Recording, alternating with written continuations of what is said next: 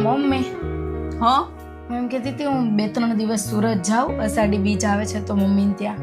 અત્યારે જઈએ, કશો વાંધો નહીં, જઈએ 2-3 દિવસ. મિસને પૂછી જવું એને આવવું હોય તો 2 દિવસ. એ કીશું, હા મેં તને જવા માટે કીધું છે, મીતને નહીં. મીતનું શું કામ છે તે?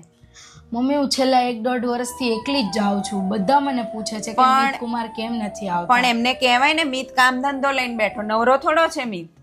પણ મમ્મી 2 દિવસ તો રજા પાડીએ કે ને મીત દુકાને.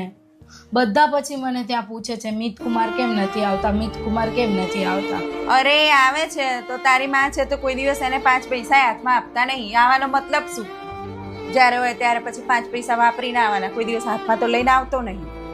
પણ મમ્મી આરતી દીદી પણ ઘડીએ ઘડીએ આવે છે, જીજાજી એની જોડે જ આવે છે, ત્યારે તો તમને કેટલું સારું લાગે છે. અને તમે એમને કેટલા આપી આવો છો? રોજ એમને આપો છો તમે પૈસા?